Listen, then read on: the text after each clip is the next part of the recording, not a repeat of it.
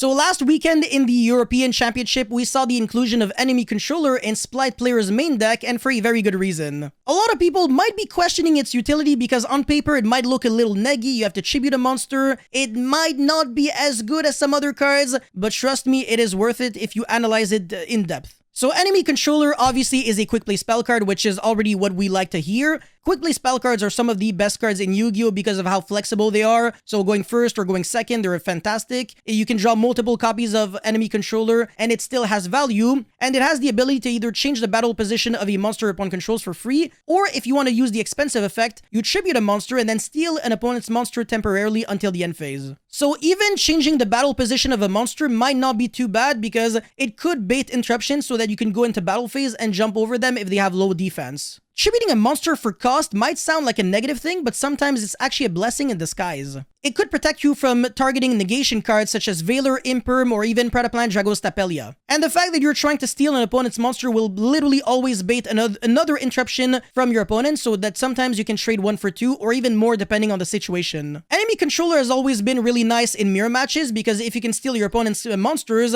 you can get your engine started from there. So let's just say you're playing Splight, you brick, you only have, let's say, like a Splight monster and enemy controller. You can normal summon that Splight and then go Econ, steal the Splight Elf, and then Elf effect, revive back your Splight, search, and then go for Gigantic Splight and pop off from there. Against tier Laments, you can dodge the Dragostapelia on top of stealing another monster such as Winda or another fusion that can jump over the Winda, and then in main phase 2, you're pretty much free to go. So yeah, like I said, this card is no joke because if you use it properly, you can technically dodge like 3 interruptions with 1 single card. And it's also a nice card to draw going first if you need more interruptions because let's just say you're getting hit by Dark Ruler, your opponent might be like, oh, now I'm chilling, I don't really have to be afraid of anything else. Your opponent normal summons a single monster like a Splight monster in the mirror match, you go enemy controller, steal it, and if your opponent doesn't have like starter, then he basically loses the game because he needs a level 2 monster on the field so that he can summon his other Splight monsters. And I think you can also imagine that this card has really nice applications against other decks because it's quite generic. But yeah, what do you think about the card? Let me know your thoughts in the comment section below. As always, don't forget to like and subscribe, and I'll see you guys very soon. Peace.